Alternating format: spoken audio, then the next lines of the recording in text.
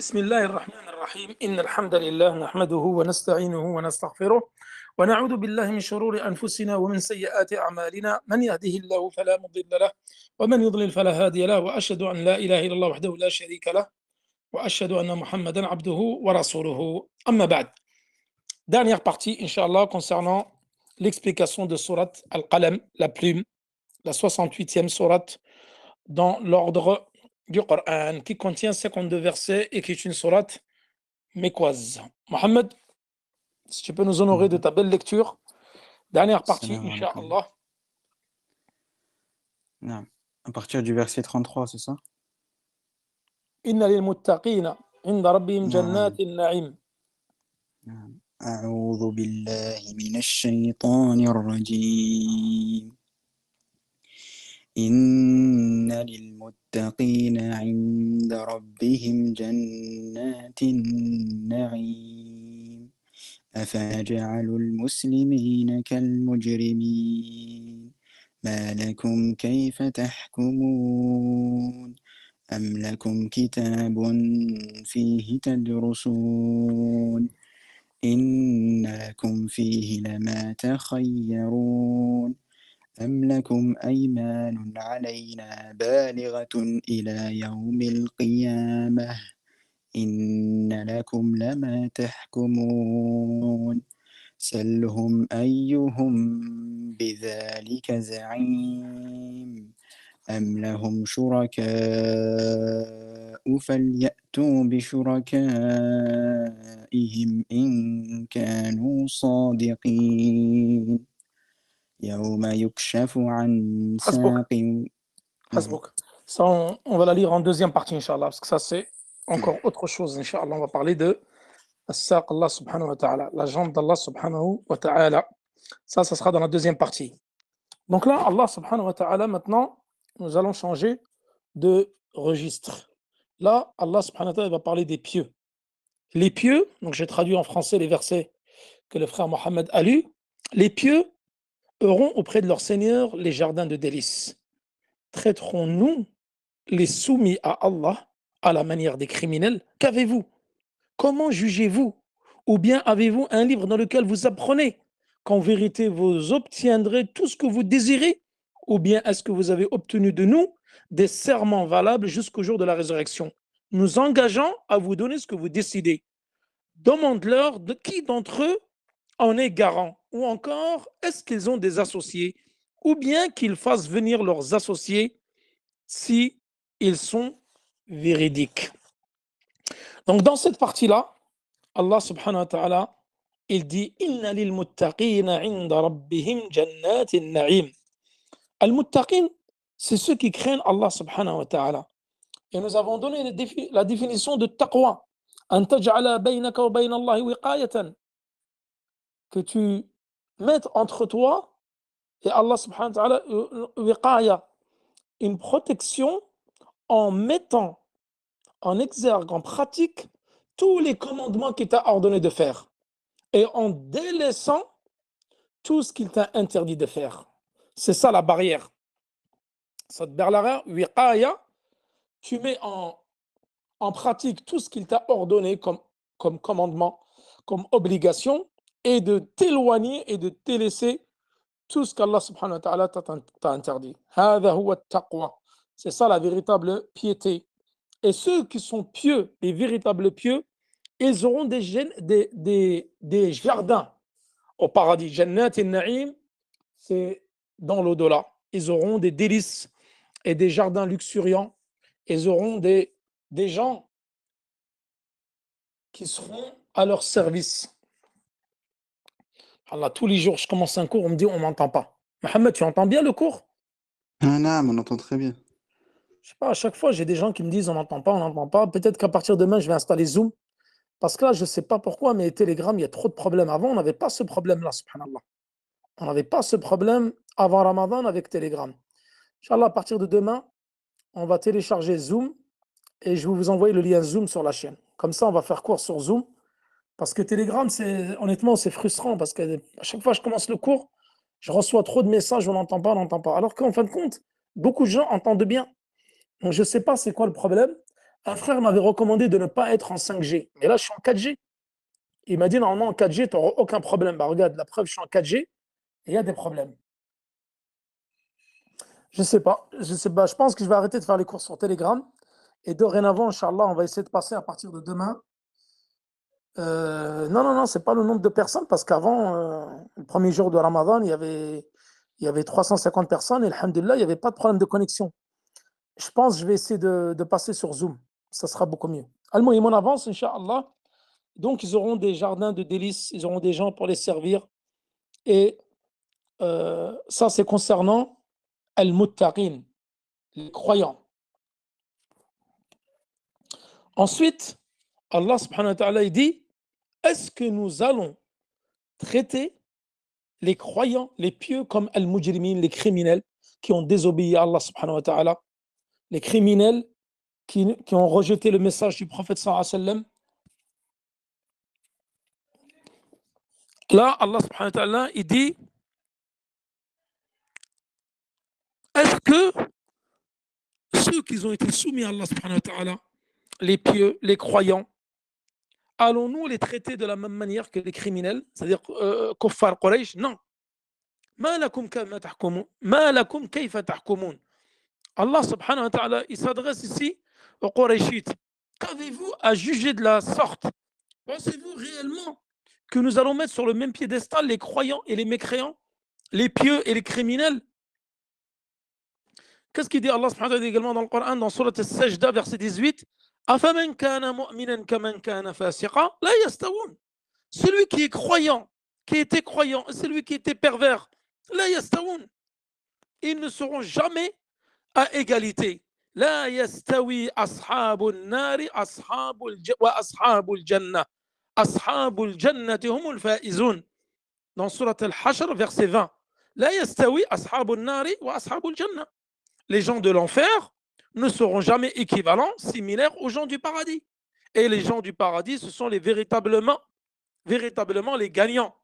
فمن زحزح عن النار وأدخل الجنة فقد فاز وما الحياة الدنيا إلا متاع الغرور كما قال الله سبحانه وتعالى.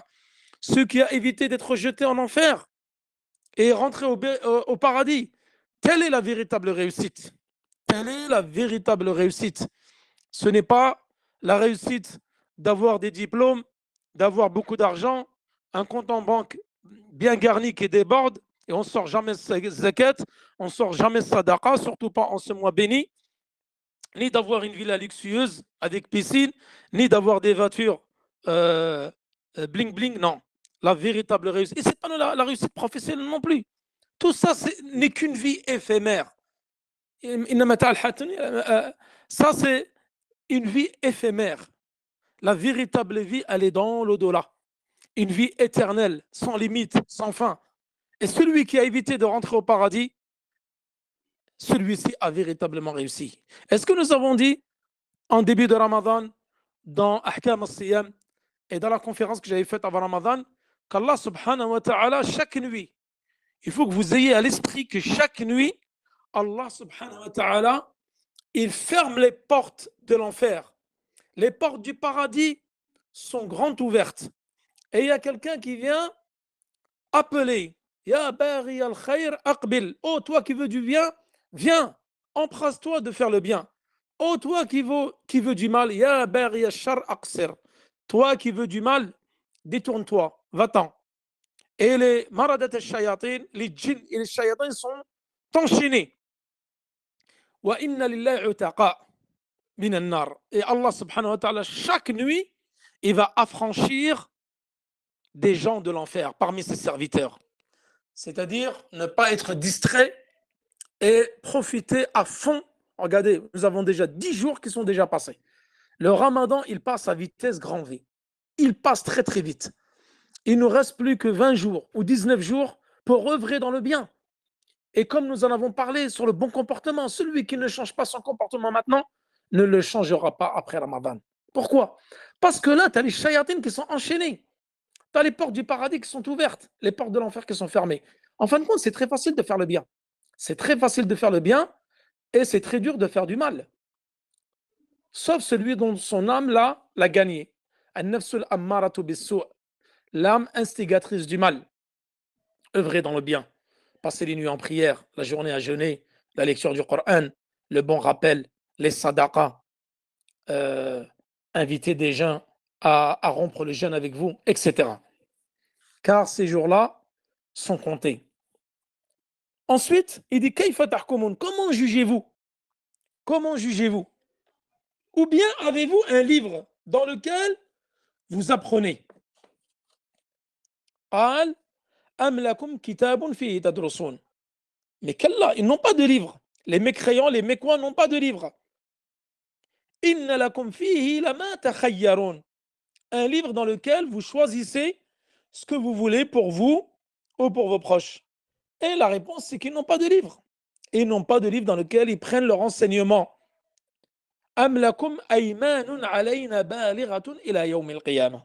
Et Allah subhanahu wa ta'ala dit, où est-ce que vous avez obtenu de nous des serments, c'est-à-dire des pactes, un serment, des contrats valables jusqu'au jour de la résurrection, où dans ces contrats, nous nous sommes engagés à vous donner ce que vous décidez. Non, nous n'avons pas ceci. Et nous n'avons signé aucun contrat avec vous. Demande-leur qui d'entre eux en est le garant de ces contrats. Si réellement il y avait ces contrats, il y avait ces ayman, mawthuqa, ramenez-moi un kafil, ramenez-moi un dhamin, un garant, un kafil, comme nous l'avons vu dans Ahkam al-Buyu', al-kafil, al-dhamin, pour qu'ils puissent nous ramener ces preuves-là. Ou est-ce qu'ils ont des associés? Les gens de Mecca, Allah subhanahu wa ta'ala leur demande où est-ce qu'ils ont des associés? Et s'ils en avaient, qu'ils fassent venir leurs associés s'ils étaient réellement véridiques. Mais ils ne pourront pas. Ils ne pourront pas ramener ces gens-là car ils n'ont pas de livre. Donc ils ne peuvent pas l'inventer. Le seul livre qu'il y a, c'est le Coran, avec lequel le prophète sallallahu alayhi wa sallam a été envoyé. Donc là, ces criminels, qui sont les Qurayshites de Mecca, les mécréants, ils s'imaginent qu'Allah les a mis au même niveau de récompense que les pieux.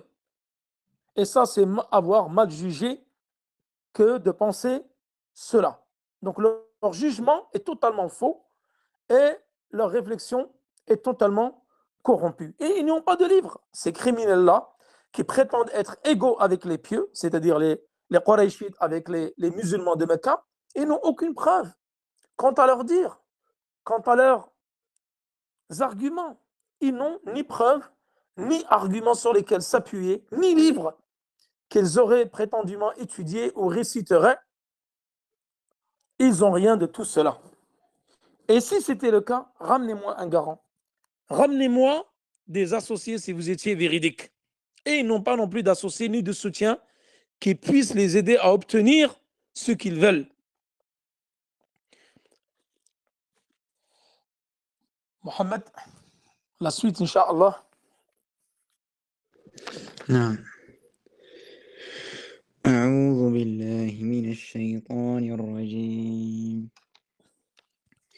يوم يكشف عن ساق ويدعون إلى السجود فلا يستطيعون خاشعة أبصارهم ترهقهم ذلة وقد كانوا يدعون إلى السجود وهم سالمون فذرني ومن يكذب بهذا الحديث سنستدرجهم من حيث لا يعلمون وأملي لهم إن كيدي متين أم تسألهم أجرا فهم من مغرم مثقلون أم عندهم الغيب فهم يكتبون فاصبر لحكم ربك ولا تكن كصاحب الحوت إذ نادى وهو مكذوم لولا أن تداركه نعمة من ربه لنبذ بالعراء وهو مذموم فاجتباه ربه فجعله من الصالحين وإن يكاد الذين كفروا ليزلقنك بأبصارهم لما سمعوا الذكر ويقولون إنه لمجنون وما هو إلا ذكر للعالمين. Jazakallah khair. آمين وإياكم. Là, nous allons passer sur la dernière partie. Allah subhanahu wa ta'ala dit يَوْمَ يُكْشَفُ عَنْ سَاقٍ يَوْمَ يُكْشَفُ عَنْ سَاقٍ. Le jour où ils affronteront les horreurs du jugement dernier, où ils seront appelés à la prosternation, mais ils ne pourront pas se prosterner. Leurs regards seront abaissés et l'avilissement les couvrira. Or, ils étaient appelés à la prosternation au temps où ils étaient vivants, sains et saufs, dans cette vie-là. Et là, Allah subhanahu wa ta'ala dit, laisse-moi, ô Muhammad, avec quiconque traite de mensonge ce discours. Nous allons le mener graduellement par où ils ne savent pas. Et je leur accorde un délai, mais mon stratagème est sûr. Ou bien est-ce que tu leur demandes un salaire, les accablant ainsi d'une lourde dette? Que savent-ils concernant l'inconnaissable? Et c'est de là qu'ils écrivent leurs mensonges. Endure avec patience la sentence de ton Seigneur. Et ne sois pas comme l'homme au poisson qui a appelé Allah dans sa grande angoisse. Si un bienfait de ton Seigneur ne l'avait pas atteint, il aurait été rejeté au nid sur une terre déserte. Puis son Seigneur l'élut et le désigna au nombre des gens du bien. Peu s'en faut que ceux qui mécroient ne te transpercent par leur regard. Quand ils entendent le Coran, ils disent il est certes fou. Et ce n'est qu'un rappel adressé au monde. Yawma yukshafu an saqin. Cette expression-là, as-salaf, les pieux prédécesseurs, dans leur tafsir, ils en donnent deux significations.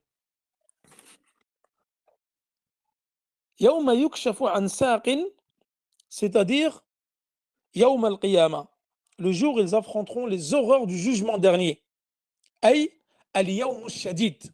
Yawma yukshafu an saqin, soit tu peux l'interpréter comme le jour, ça sera un jour de désarroi total, un jour de ham wa gham, c'est-à-dire nous serons dans un tel souci, nous serons accablés, nous serons désorientés le jour de la résurrection, car nous ne saurons pas ce qui nous attend, soit le paradis pour l'éternité, soit l'enfer pour une durée plus ou moins longue ou plus ou moins courte.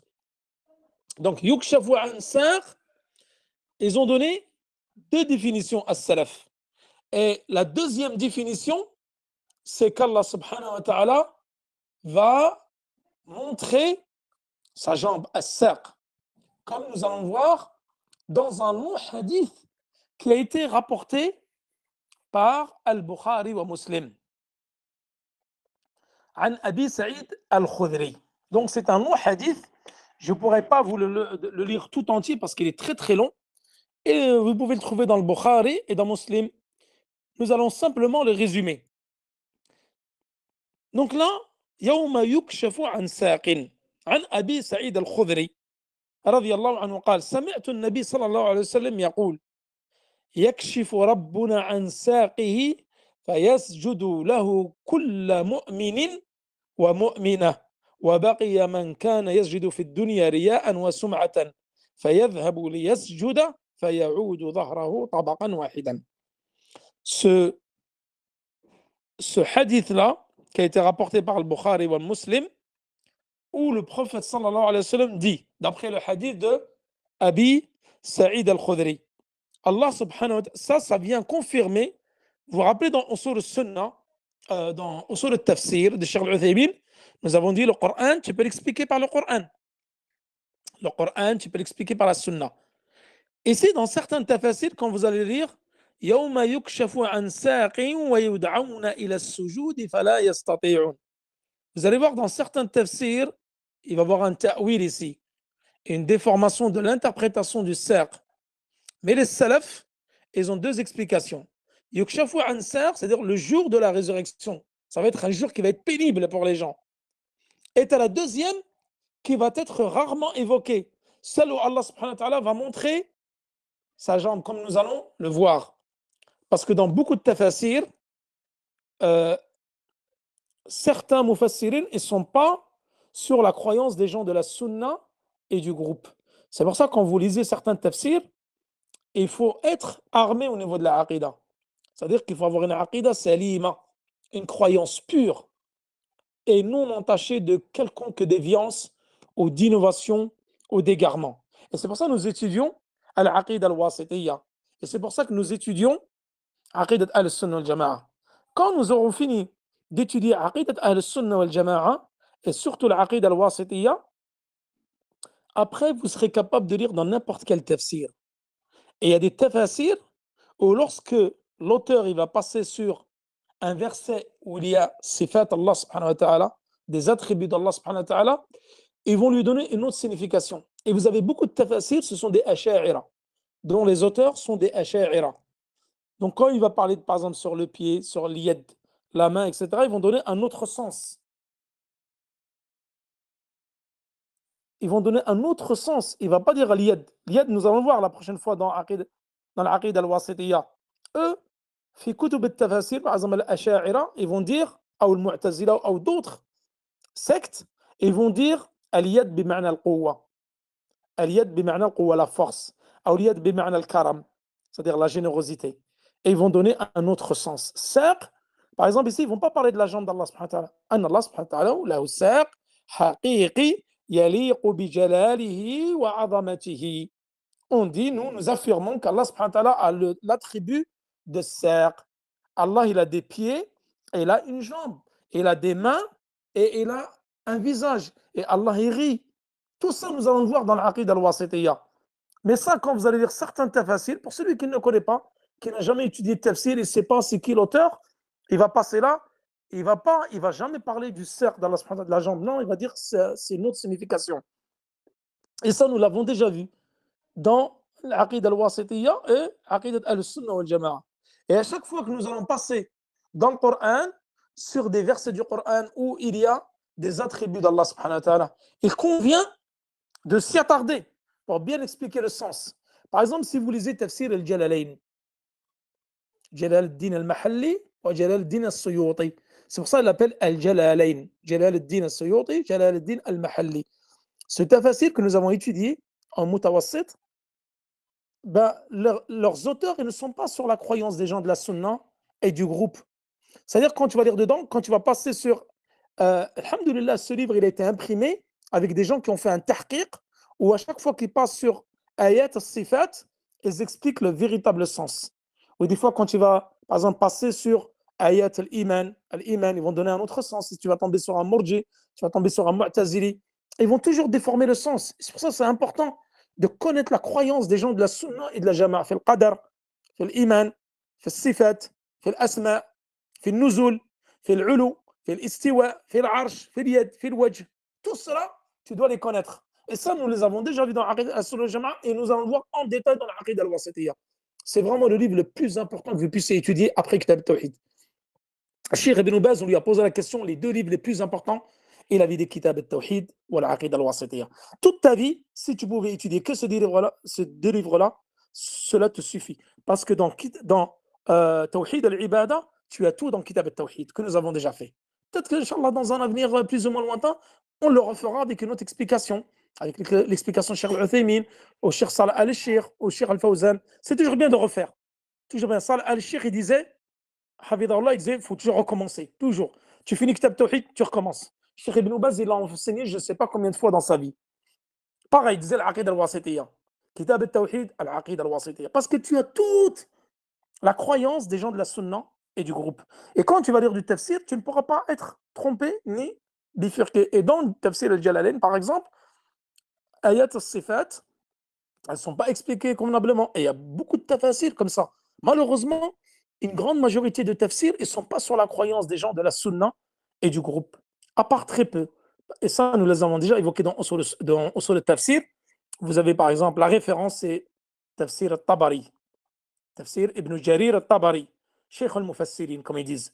Lui, son tafsir, ala aqidat al-Sunnah al-Jama'a. Ensuite, vous avez tafsir Ibn Kathir, tafsir ala aqidat al-Sunnah al-Jama'a. Ensuite, vous avez tafsir al-Baghawi. Baghawi, bon, il est venu juste avant Ibn Kathir. Al-Baghawi, il est en 600 et quelques, Ibn Kathir, il est en 776. Donc, et d'ailleurs, Ibn Kathir, il prend de Al-Baghawi. Il a pris de Al-Baghawi. Et Al-Baghawi, il a pris de Al-Baydawi. Al-Baydawi, il avait pris de Zamakshari. Zamakshari, c'était un Mu'tazili. Al-Baydawi, c'était un Ash'ari. Mais Al-Baghawi, lui, on va dire, il a fait saf, il a travaillé, il a enlevé toutes les interprétations qui étaient fausses, les interprétations qui tendaient à expliquer les sifat, al-madhab al-ash'ari, etc. Et parmi les contemporains, très bon tafsir que je vous recommande, vous avez tafsir Adwa al-Bayan, de Cheikh Mohammed Amin al-Shanqiti, et tafsir al-Sa'di. Voilà, tafsir al-Sa'di. Voilà, des très bons tafsirs. Il y a celui de Cheikh al-Uthaymin, mais il n'est pas complet, qui sont sur la croyance des gens de la Sunna et du groupe. Quand tu vas lire ces tafsirs-là, tu as le cœur apaisé. Parce que quand tu vas passer sur ayat al-sifat, tu n'as aucun problème. C'est interprété à la aqidat al-Sunnah al-Jama'a. Les autres, comme le tafsir al-Qurtubi ou le tafsir al-Baydawi, Ibn Atiyya, ainsi que d'autres, tu dois faire attention. C'est des tafsirs qui sont moufides, où il y a beaucoup de faïda dedans, mais faire attention dans les versets qui parlent de al-sifat. Donc, yawma yukshafu an saqin, la deuxième explication, donc c'est yawm al-qiyamah, yawm al-karb, mais la deuxième, c'est la jambe d'Allah subhanahu wa ta'ala. Et la preuve, l'explication par le hadith, comme nous l'avons dit. Nous expliquons le Coran par les hadiths du Prophète sallallahu alayhi wa sallam. Fi hadith Abi Sa'id al-Khudri, yakshifu rabbuna an saqihi. Donc là, c'est clair. Tu ne peux pas me donner une autre interprétation que celle-ci. Yakshifu rabbuna an saqihi. Le hadith sahih, في البخاري ومسلم. Allah va dévoiler. Mais ça, quand est-ce que cela?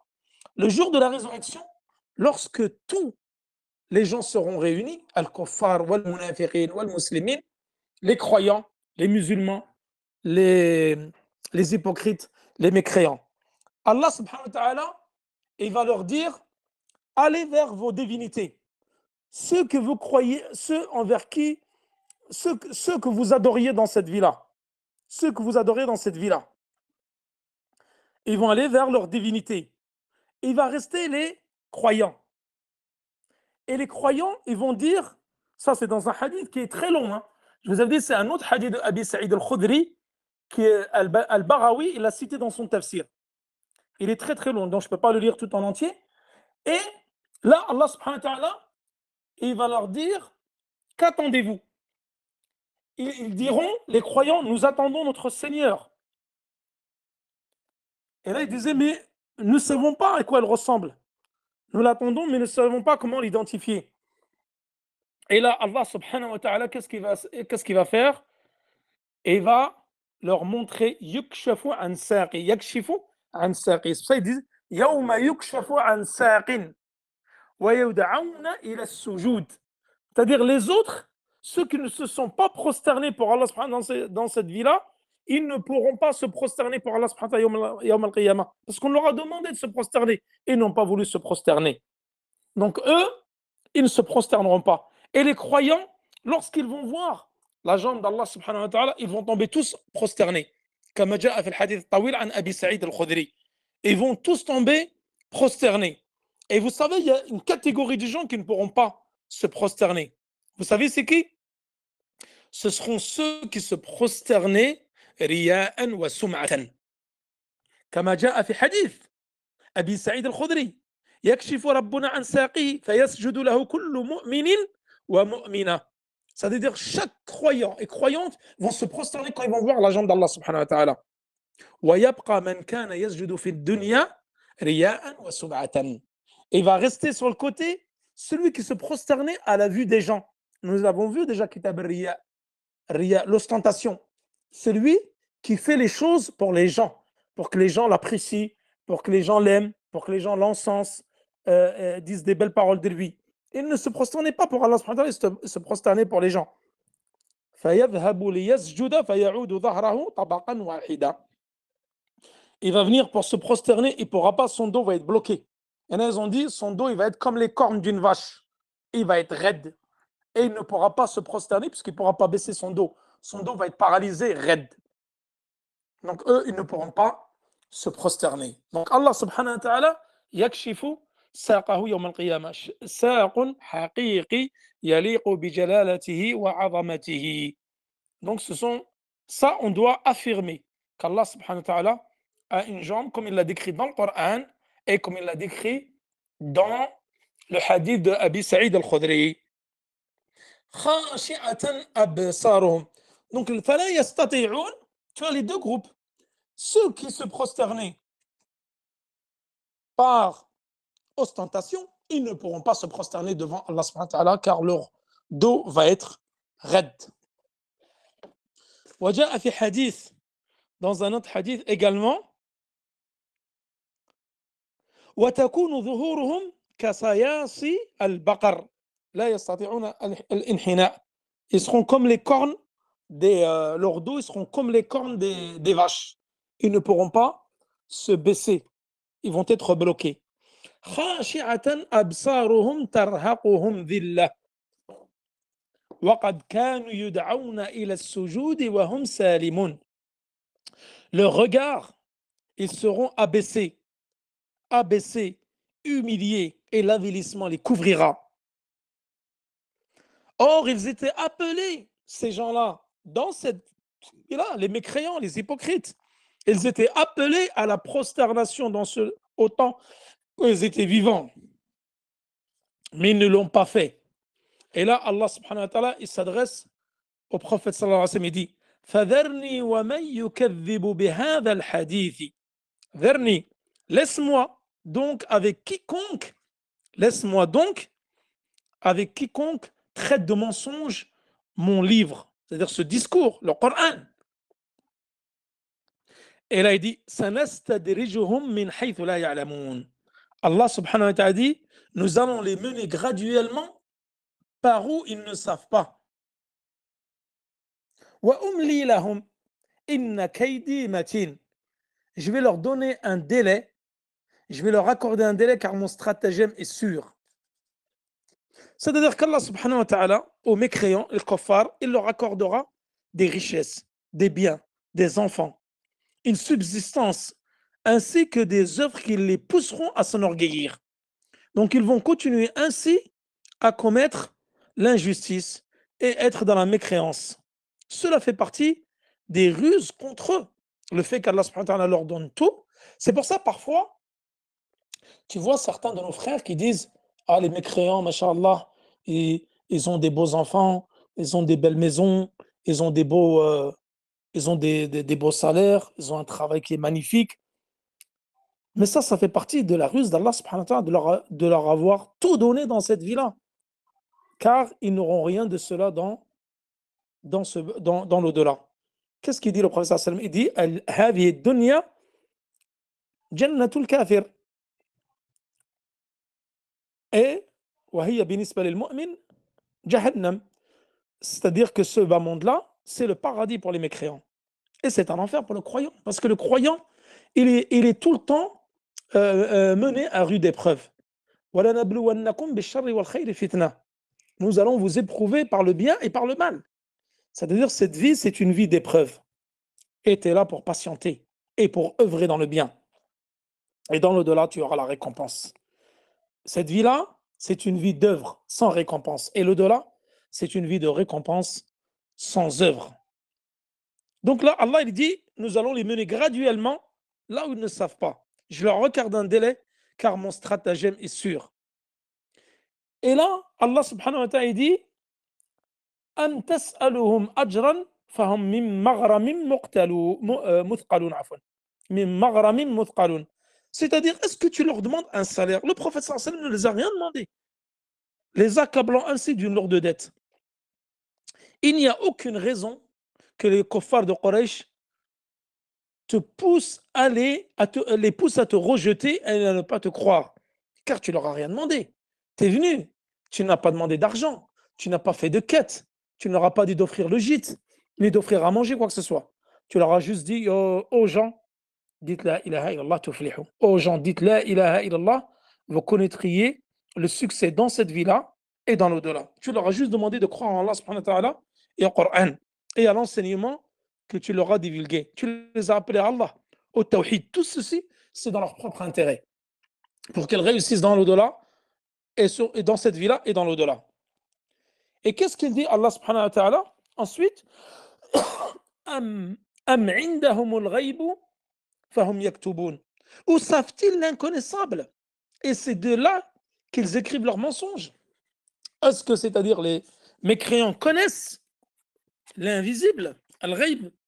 Et s'ils connaissaient le ghayb, donc là, ils pourraient écrire leurs mensonges qu'ils divulguent à propos du prophète sallallahu alayhi wa sallam? Bien sûr que non. Ils ne connaissent pas l'invisible.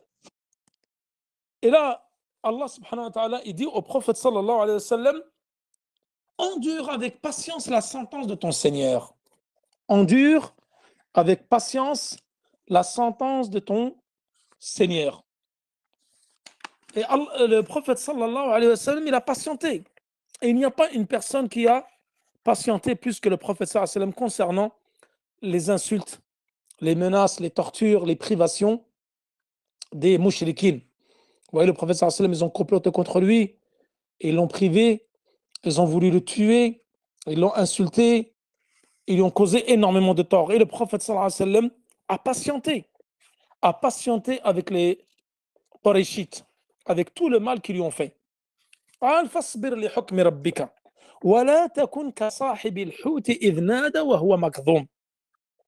Endure avec patience la sentence de ton Seigneur. Patient dans ce que Allah subhanahu wa ta'ala a décidé. Que ce soit dans ce que Allah subhanahu wa ta'ala a légiféré ou dans ce que Allah subhanahu wa ta'ala a prédestiné. Donc le jugement d'Allah, nous l'avons déjà vu. Il est divisé en deux. Il y a le jugement d'Allah par sa destinée et il y a le jugement d'Allah par sa législation. Celui qui est par sa destinée, il doit être accepté, enduré dans ce qui est vu comme un mal. Donc, il doit patienter et ne pas se plaindre. Et quant au jugement d'Allah subhanahu wa ta'ala par sa législation, il doit être accueilli par la soumission. C'est-à-dire, la soumission est l'obéissance aux ordres d'Allah subhanahu wa ta'ala. Et là, Allah subhanahu wa ta'ala, il dit, ne sois pas comme l'homme au poisson. C'est qui l'homme au poisson? Yunus alayhi salam. ولا تكن كصاحب الحوت إذ نادى وهو مكظوم, qui appela Allah dans sa grande angoisse. Yunus alayhi salam, on l'appelle l'homme au poisson. C'était le prophète Yunus ibn Matta. Il a ibn Matta, ibn Matta. Il a appelé son peuple, mais ils ne l'ont pas suivi. Alors il s'est mis en colère contre eux et il n'a pas patienté. C'est pour ça qu'Allah subhanahu wa ta'ala demande au messager d'Allah de patienter. Et ne soit pas comme Yunus alayhi salam, l'homme au poisson qui n'a pas patienté, alors que tous les prophètes doivent patienter. Et il est parti en direction de la mer en délaissant son peuple, en étant en colère contre eux. Et il n'a pas patienté dans cela. Et lorsqu'il est rentré avec des gens, dans ce bateau-là, le bateau était trop lourd. Il a failli chavirer. Donc les gens qui étaient dans la barque, dans le bateau, ils ont dit, nous allons tirer au sort et nous allons jeter quelqu'un par-dessus bord. Et lorsqu'ils ont tiré au sort, c'est tombé sur Yunus alayhi salam. C'est tombé sur Yunus alayhi salam. Ils l'ont jeté par-dessus bord et il a été avalé par une baleine. Et c'est là qu'Allah subhanahu wa ta'ala, il a secouru de son appel. Il a appelé Allah dans sa grande angoisse. Il était dans un souci. Il était dans le ventre de la baleine. Il a été avalé par la baleine. فالتقمه الحوت وهو مليم كما جاء في سورة الصافات فالتقمه الحوت وهو مليم. C'est-à-dire le poisson l'a avalé, c'était une baleine qui l'a avalé et lui il était soucieux. وذنوني, on l'appelle également Yunus ذنون. Et c'est pour ça que النون والقلم وما يسطرون, certains ils ont dit Noun c'est la baleine. Ils ont dit c'est la baleine. Et nous avons déjà dit, certains ont dit c'est la baleine, d'autres ils ont dit c'est l'encrier. Et nous avons dit que Noun, comme a dit Ibn Kathir, sa signification, il n'y a que Allah subhanahu wa ta'ala qui la connaît.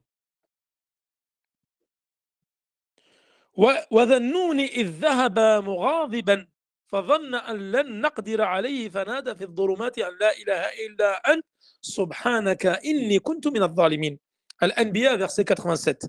Dhannoun, c'est qui? C'est Yunus alayhi salam. Il est parti, il a quitté son peuple mécontent, Radman, en colère, car ils ne lui ont pas obéi. فظن أن لن نقدر عليه. Et c'est là, il pensait que nous n'allons pas le secourir. فنادى في الظلمات.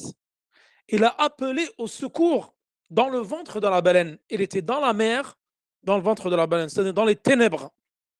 Il a dit An la ilaha illa anta subhanaka inni kuntu min al-zalimin. Il n'y a pas de divinité digne d'être adorée. Subhanaka, louange à toi. Inni kuntu min al-zalimin. J'étais parmi ceux qui étaient injustes. Et d'ailleurs, dans le hadith de Sa'd ibn Abi Waqqas, عن النبي صلى الله عليه وسلم أنه قال دعوة ذي النون إذ دعا بها في بطن الحوت ما دعا بها مكروب إلا فرج الله عنه لا إله إلا أنت سبحانك إني كنت من الظالمين. Sa'd ibn Abi Waqqas, il dit, il y a une da'wa, une invocation que de Nun, Yunus alayhi salam, il l'a faite dans le ventre de la baleine. Ne fait cette da'wa-là, quelqu'un qui est angoissé, quelqu'un qui a des soucis, quelqu'un qui a des problèmes, il fait cette da'wa-là, إلا فرج الله عنه لا إله إلا أنت سبحانك إني كنت من الظالمين. Si tu fais cette dua-là pour les gens qui ont des soucis, qui ont des problèmes, des angoisses, faites cette dua-là et Allah subhanahu wa ta'ala va vous libérer de vos soucis, de vos problèmes, de vos angoisses. La ilaha illa anta subhanaka inni kuntu min al-zalimin. C'est dans le hadith et c'est également un verset du Coran subhanahu wa ta'ala. Et ce qui nous enseigne Allah subhanahu wa ta'ala, c'est de ne pas se précipiter. Comme il l'a fait Yunus alayhi salam, qui s'est précipité et qui s'est mis en colère contre son peuple et il est parti, il les a quittés. Et n'a pas patienté, comme nous allons voir dans Surat Nuh. Surat Nuh alayhi salam, qui a appelé son peuple pendant 950 ans. Regardez comme il a patienté. Nuh alayhi salam, 950 ans en train d'appeler les gens au tawhid.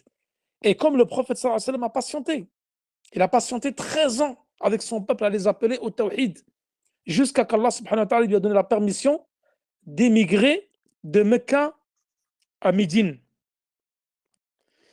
Et qu'est-ce qu'il dit Allah subhanahu wa ta'ala? Si un bienfait de son Seigneur ne l'avait pas atteint, il aurait été rejeté au nid sur une terre déserte. Donc là, Allah subhanahu wa ta'ala, de par sa grande miséricorde, s'il ne lui avait pas accordé ce bien, c'est-à-dire qu'il aurait été jeté sur une terre déserte, au nid. Mais Allah subhanahu wa ta'ala, par ses grands bienfaits, par sa grande ni'ma,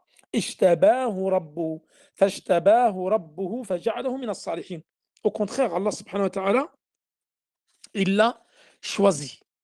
Il l'a choisi, il a amélioré son état. Yunus alayhi salam, il est sorti du ventre de la baleine dans un meilleur état, une meilleure situation que était la situation précédente, en comparaison de sa première situation, lorsqu'il a été envoyé dans son peuple. Pourquoi? Parce qu'Allah subhanahu wa ta'ala dit, et puis son Seigneur l'a élu. Fajtabahu rabbuhu. Il l'a élu et il l'a purifié de toutes ses ires et le désigna parmi les gens du bien. Faja'alahu min as-salihin. Il en a fait quelqu'un parmi les gens du bien qui ont parfait leurs œuvres, leurs paroles et leurs intentions pour Allah subhanahu wa ta'ala. Et d'ailleurs, le prophète sallallahu alayhi wa sallam également, il a exécuté toutes les recommandations d'Allah subhanahu wa ta'ala. Il a patienté à toutes les preuves qui lui avaient été prédestinées. Et il a enduré avec patience ce qu'aucun serviteur ou aucune personne n'a pu endurer comme le prophète sallallahu alayhi wa sallam. C'est pour ça qu'Allah subhanahu wa ta'ala lui a accordé une vie magnifique. Et le plus haut degré dans le paradis, Al-Firdaus al-A'la. Il a réservé pour son prophète Al-Firdaus al-A'la. Et qu'est-ce qu'il dit ensuite Allah subhanahu wa ta'ala? وَأَنْ يَكَادُ الَّذِينَ كَفَرُوا لَيُزْلِقُونَكَ بِأَبْصَارِهِمْ لَمَّا سَمِعُوا الذِّكْرَ وَيَقُولُونَ إِنَّهُ لَمَجْنُونَ. Et là, nous allons parler d'un sujet qui est très important. C'est le sujet du mauvais œil. Peu s'en faut que ceux qui mécroient ne te transpercent de leur regard. C'est-à-dire, les mécréants, quand ils voyaient le prophète sallallahu alayhi wa sallam réciter le Coran, ils avaient une rage, une haine envers le prophète sallallahu alayhi wa sallam, qu'ils essayèrent de le nuire avec leur regard en espérant l'atteindre de al-ayn. On rapporte qu'un homme, donc parmi les Qurayshites, il restait pendant 2-3 jours sans manger ni boire. Et un jour, il s'est mis devant la porte de chez lui, il a vu un troupeau de vaches et un troupeau de chameaux passer. Ils ont fait quelques pas devant. Ta'ajjaba bi hadhihi al-ibil wa hadhihi al-baqar. C'est-à-dire, il n'a pas dit Masha'Allah, tabarakallah. Ils sont tombés. Ils sont morts à cause du ayn. Cette personne-là les a tués avec le ayn. La yuzliqunaka bi absarihim. Ça a été lu de deux façons. Wa qara'a Nafi' wa Abu Ja'far la yazliqunaka. Et ici, nous avons la yuzliqunaka. Des fois, il y a des mots dans le Coran, comme vous savez, il y a différentes lectures. Donc là, le Coran, lorsqu'il était lu par le prophète sallallahu alayhi wa sallam, il y avait des Qurayshites qui essaient de le regarder avec haine, avec férocité, et certains en espérant de la voir avec le mauvais œil. Donc cet homme-là, qui est resté aux portes, devant la porte de chez lui, et lorsqu'il voyait des gens passer, ou lorsqu'il voyait des bêtes passer comme des chameaux autres, il disait quelle belle bête. Et il disait qu'elle faisait quelques pas et elle tombait directement. Le mauvais œil est une vérité. Et cette personne-là, donc qui vivait parmi les Arabes d'avant, il faisait vraiment des dégâts avec son ayn. Donc, comme je vous disais, il restait 3 jours sans manger. Et dès qu'il voyait une belle chose, il ne disait pas Masha'Allah, la quwwata illa billah. Dès qu'il voyait quelque chose passer, il l'a tapé directement avec son ayn.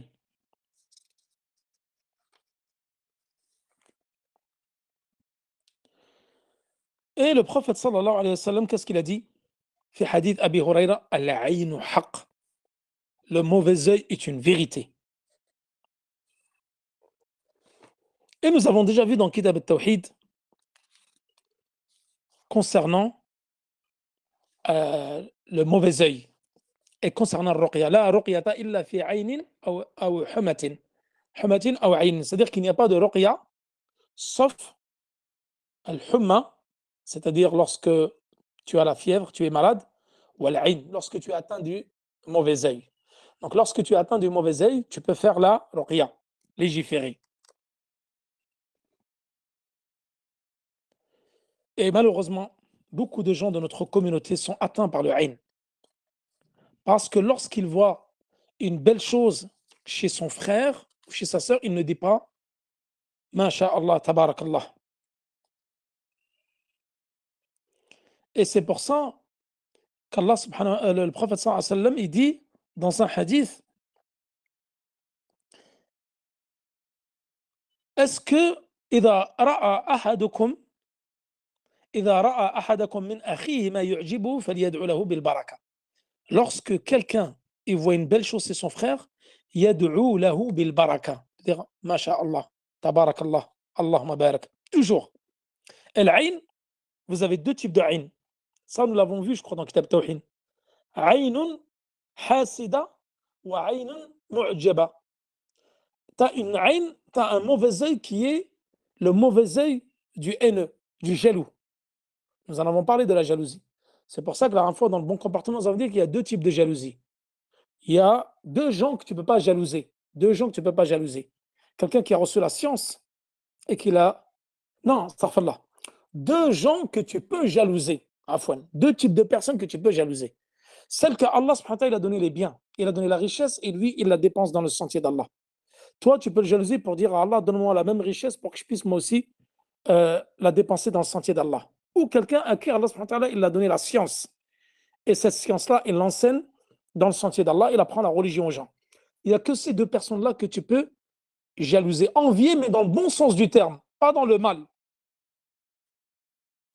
Et l'autre type de jalousie qui est néfaste, qui est méprisable et qui est condamnable, c'est le fait de vouloir souhaiter qu'Allah ôte les bienfaits. Parce que le jaloux, al-hassad, c'est qui?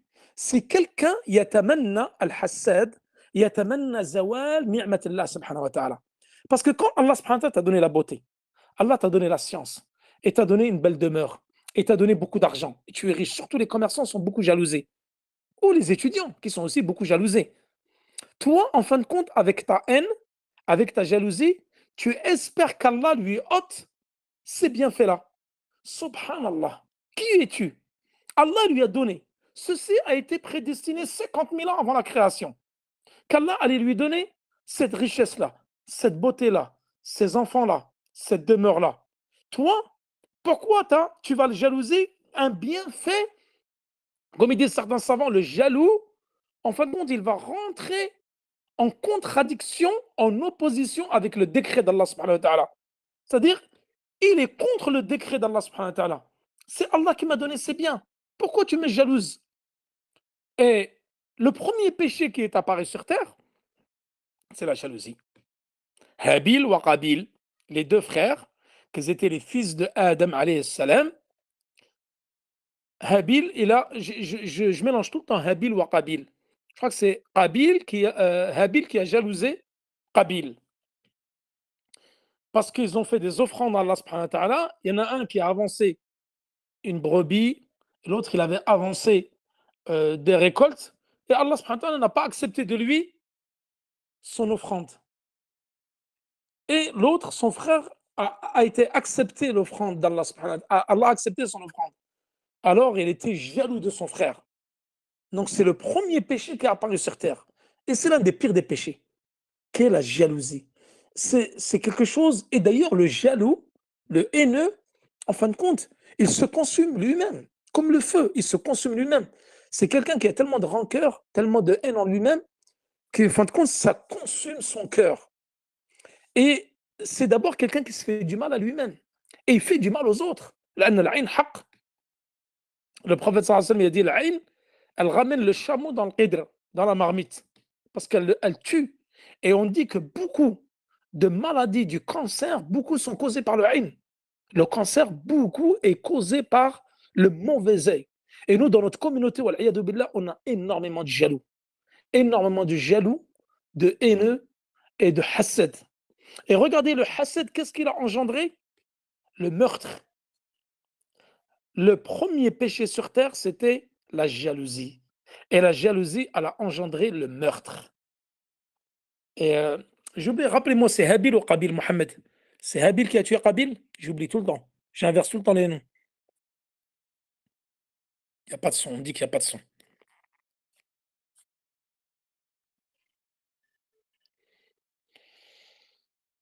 Il y en a plein qui me disent qu'ils n'entendent pas, subhanallah, c'est ajib. Hein? Ah, Mohamed, c'est Habil qui a tué Non, Qabil ou l'inverse? on J'oublie tout le entend. temps. C'est Qabil qui a tué Abil, Allahu a'lam. Tu peux vérifier? Quand je vérifie, c'est écrit Qabil. Donc là, ça a engendré la jalousie qui a engendré le meurtre. Qui a engendré le meurtre. Et vous savez que Qabil, donc tous les meurtres qui vont se faire sur terre, lui, il a une part de responsabilité. Il aura une part de responsabilité. C'est lui le premier à avoir commis ce péché sur terre. Allah, le prophète sallallahu dit, Ana Aïcha radiyallahu anha, anna Rasul sallallahu alayhi wa sallam, amaraha an tastarqiya min al-ayn. Le prophète, il a ordonné à Aïcha an tastarqiya min al-ayn, qu'elle fasse ruqya du mauvais œil. Hadith rawahu al-Bukhari. Et le prophète sallallahu alayhi wa sallam, il a dit, d'après le hadith de Aïcha radiyallahu anha, ista'idhu billahi fa inna al-ayn haqq. Demandez protection auprès d'Allah subhanahu wa ta'ala, car le mauvais œil est une vérité. Et le prophète sallallahu alayhi wa sallam, il a dit, astarqi lahum. Parce qu'une fois, Asma bint Umays قالت يا رسول الله إن بني جعفر تصيبهم العين أفأسترقي لهم. Elles disent les enfants de Ja'far, Bani Ja'far, ils sont atteints par le mauvais œil. Est-ce que je leur fais ruqya? قال نعم فلو كان شيء يسبق القدر لسبقته العين. S'il y avait une chose qui devait devancer la prédestination, ce serait le mauvais œil. C'est-à-dire le mauvais œil, il aurait devancé la prédestination. Donc il y a beaucoup d'ahadiths qui parlent sur l'aïn. Il y a l'aïn hasida et il y a l'aïn mu'jaba. C'est-à-dire, tu sais que toi-même, tu peux t'aïn tout seul. Par exemple, quand tu vas te voir dans la glace, ah, je suis beau, ah, j'ai une belle coupe, j'ai un beau visage, tu t'at'ajjab bi nafsik. Tu te surprends toi-même à te découvrir que tu es beau, tu vas t'atteindre de aïn. C'est-à-dire, toi-même, tu peux t'aïn tout seul. Et les gens, ils ont deux types de aïn, de mauvais œil. Il y a le mauvais œil du jaloux et il y a le mauvais œil du gars qui est mu'jab. C'est-à-dire qu'il est étonné. Il est étonné de voir ta richesse, ta beauté, ta réussite scolaire. Et au lieu de dire, Masha'Allah, tabarakallah, Allahumma barak, ben c'est comme ça qu'il va t'atteindre. Toujours, quand quelqu'un il vous fait l'éloge, ou il vous dit, il vous fait un beau compliment, qul Masha'Allah, qul tabarakallah, qul Allahumma barak. Sinon, c'est l'aïn qui va t'atteindre direct. Le soir même, tu ne vas plus te relever de ton lit. Et c'est du vécu, et c'est des situations qu'on connaît. Le gars, il n'a pas dit Masha'Allah, il n'a pas dit Allahumma barak. Le lendemain, il est tombé malade. L'autre, sa voiture, il a fait un accident. L'autre, sa maison, elle a pris feu. Et tout ça, c'est des choses vraies. Parce que le prophète a dit, s'il y avait une chose qui devait devancer à la prédestination, ce serait l'aïn. L'aïn haqq. Et toujours de faire al-ruqya à vos enfants. Toujours faire al-ruqya. Surtout quand tu as des enfants qui sont intelligents, qui connaissent beaucoup de Coran. Et moi, personnellement, ça m'est arrivé. Ça m'est arrivé concernant l'un de mes enfants, pour ne pas vouloir raconter toute l'histoire, ça serait long à raconter, ce n'est pas l'objet du cours. Les gens, malheureusement, sont très dangereux. Les gens sont très dangereux. Surtout si vos enfants, ils connaissent l'arabe, et ils connaissent le Coran, ils connaissent beaucoup de hadiths, il ne faut pas le dire. Il ne faut pas le dire, malheureusement, tu es obligé de le cacher, parce que les gens, ils vont t'envier. Ils vont t'envier sur tes connaissances, ils vont t'envier sur tes richesses, ils vont t'envier sur ton commerce, ils vont t'envier sur tout. Les gens, malheureusement, illa man rahim Allah, beaucoup c'est des envieux, des jaloux, surtout dans notre communauté. Les gens sont vraiment mauvais, wal'iyadu billah. Et d'ailleurs, le prophète sallallahu alayhi wa sallam, il faisait ruqya tout le temps. Comme جاء في حديث ابن عباس كان رسول الله صلى الله عليه وسلم يعوذ الحسن والحسين يقول أعيذكما بكلمة الله التامة من كل شيطان وهامة ومن كل عين لامة وكان إبراهيم عليه السلام يعوذ إسحاق وإسماعيل. Comme ceci a été rapporté dans le Bukhari, Sunan Abi Daoud, wa Tirmidhi, wa Ibn Majah, wa Ahmed. Dans le hadith d'Ibn Abbas, le prophète sallallahu alayhi wa sallam demandait la protection d'Allah subhanahu wa ta'ala concernant Al-Hassan ou Al-Hussein, les enfants de sa fille Fatima et donc de son gendre Ali ibn Abi Talib. أعيذكما بكلمة الله التامة من كل شيطان وهامة ومن كل عين لامة. Tu prends ton fils vers son front, tu me poses ta main vers ton front, أعوذ بكلمة الله, tu dis comme ça, أعوذ بكلمة الله التامة من كل شيطان وهامة ومن كل عين لامة. C'est-à-dire même le prophète sallallahu alayhi wa sallam, il le faisait pour ses petits enfants. Et une fois, le prophète sallallahu alayhi wa sallam était tombé malade, était atteint. Donc ça, c'est lorsqu'il a été ensorcelé. Le prophète sallallahu alayhi wa sallam a été ensorcelé à 2 reprises. Et عن أبي سعيد الخدري أن جبريل أتى النبي صلى الله عليه وسلم فقال يا محمد اشتكيت. Oh Mohammed, tu souffres de quelque chose? قال نعم, il a dit oui. Oui, parce que le prophète il a été ensorcelé. Vous vous rappelez dans la bataille de Khaybar, comme nous l'avons vu, une fois à Khaybar, par un juif qui lui a fait cuire l'épaule d'un agneau, parce qu'il aimait bien le gigot, le prophète et elle l'a ensorcelé. Et ça a même tué un compagnon, et le prophète n'en est pas mort parce que la viande, le gigot, il a parlé. Il a dit au prophète de ne pas manger. Allah, il l'a fait parler pour ne pas qu'il tombe ensorcelé. Mais un compagnon qui en a mangé, qui est mort. Après, le prophète au début, il l'a laissé. Il l'a laissé, il lui a pardonné. Mais comme elle a tué quelqu'un, aqama alayha al-hadd. Et une fois, il a été ensorcelé également à Mecca. Qala bismillah arqiq min kulli shay'in yu'dhik min sharri kulli nafsin aw 'aynin hasid. Allah yashfik bismillah urqiq. Ça c'est bien, c'est une dua que tu dois dire pour quelqu'un qui est atteint de 'ayn, qui est ensorcelé, atteint de 'ayn, comme il l'a fait Jibril alayhi salam pour le prophète sallallahu alayhi wa sallam. Voilà, et donc nous allons finir le dernier verset. Excusez-moi, hein, je suis un peu sorti du sujet, mais c'était important de parler sur le ayn. C'est un mal qui touche notre communauté et malheureusement beaucoup de jaloux et beaucoup de haineux et beaucoup de ayn, en fin de compte, de ma'yan dans notre communauté, qu'Allah nous en préserve. Et c'est pour ça que même les Qurayshites, ils ont essayé de haïr le prophète sallallahu alayhi wa sallam avec leurs yeux. Ils ont essayé de lui porter le mauvais œil. Mais Allah subhanahu wa ta'ala l'a protégé de cela. Quand ils entendent le Coran, ils disent il est certes fou en parlant du prophète sallallahu alayhi wa sallam. Et Allah il dit ce n'est qu'un rappel adressé au monde. Ce n'est qu'un rappel wa ma huwa illa dhikrun lil alamin. C'est-à-dire que le Coran qui a été descendu sur le prophète sallallahu alayhi wa sallam n'est qu'un rappel pour les mondes, lil alamin. Voilà, nous n'avons pas fini avec Surat Al-Qalam. Walhamdulillah. Là, j'ai fait un sondage. Il y a des gens qui préfèrent qu'on fasse une pause un jour sur deux, donc il n'y a pas de problème, Inch'Allah. Comme ça vous permet vous aussi de souffler un petit peu. Et moi aussi. Et après-demain, Inch'Allah, nous allons attaquer Surat Al-Haqqa. Al-Haqqa, nous allons voir que Yawm al-Qiyamah, il a beaucoup de noms. Al-Haqqa, parmi eux, Al-Haqqa.